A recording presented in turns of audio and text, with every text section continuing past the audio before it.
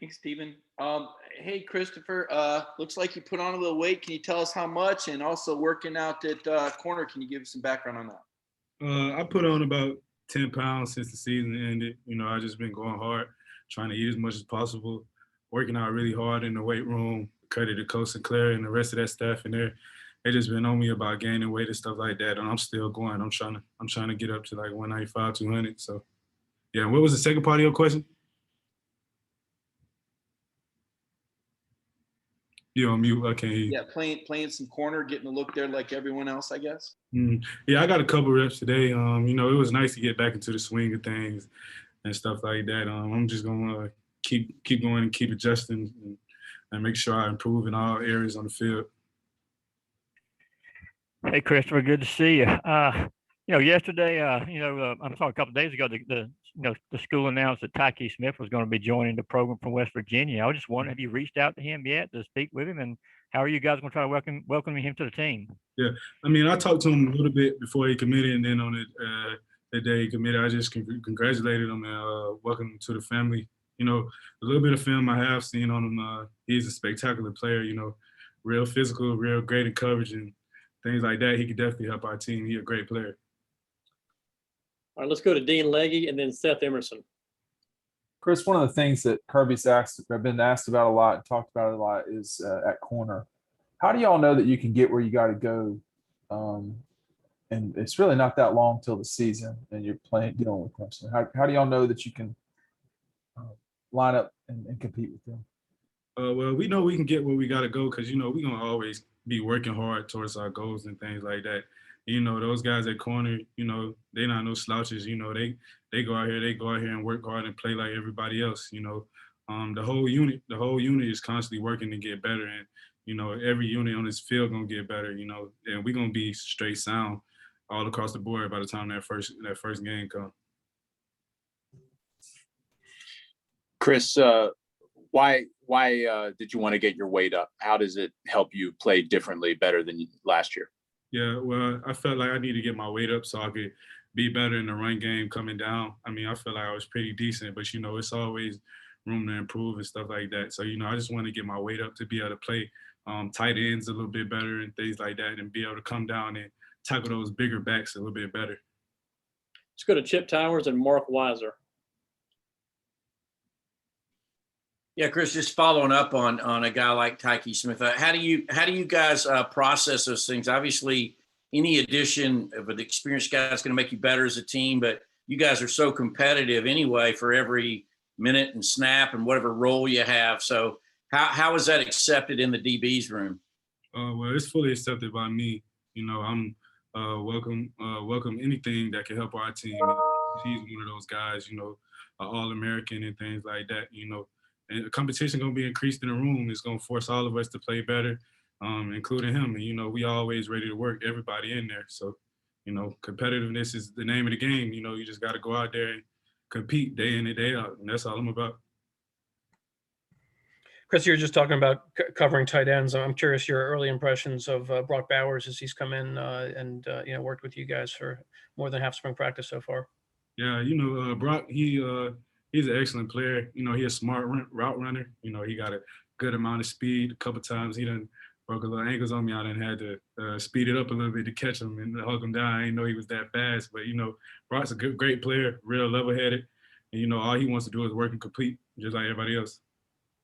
Let's go to Jake Rowe and Matthew Welsh. Hey, Chris, when you look at the secondary and playing different roles, how you're a guy, like you talked about getting reps at cornerback. How important is it that you have guys that can play 2-3 different positions, and how many do you feel like in the secondary right now can play 2 or 3 different positions? I feel like we got plenty of guys that can play 2 or 3 positions. Our coaches always emphasize, knowing more than one position, increases your stock, in terms of the draft and just in terms of your value on the team and stuff like that. So we got plenty of guys. It's always important to even know multiple positions because that helps you play your primary position, and then you need to go play that secondary position and stuff like that. You know what to do. You're not going out there just blind. We have times where guys go down and other guys have to step up in other areas, and you got to know 2 to 3 positions, you know, to be able to help the team, you know. Hey, Chris, just wondering how much have you got to see Lavasea play reps for corner at practice, and how do you think he's been adjusting to that position? You said what name? Lavasea.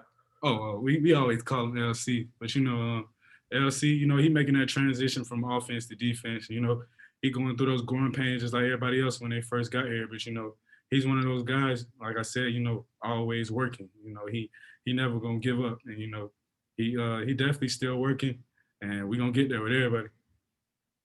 Let's go to Palmer and then Sarah. Yeah, a couple of the other young guys that you've got in there this spring, David Daniel, Nyland Green, Javon Bullard. What are your early impressions of them?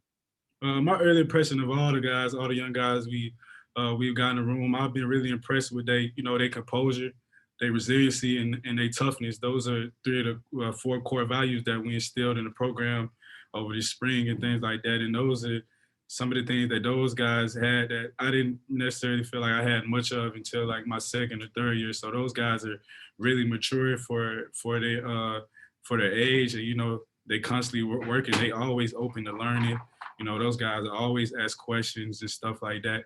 And you know, just like everybody else, everybody on the defense is there for them, trying to help them get better, while also helping ourselves get better. And you know, trying to compete with that offense day in and day out. Hey, Chris, my question was also kind of about the early enrollees and kind of wondering how, like, overall they've been adjusting and what kind of benefits they have coming in earlier this whole semester and having this spring practice under their belt. Can you say the question one more time, please? Yeah, sorry. With like having all the 16 early enrollees, I was just curious to know how you think they've been adjusting coming into college a semester earlier and like what kind of advantages they have having this spring practice under their belt.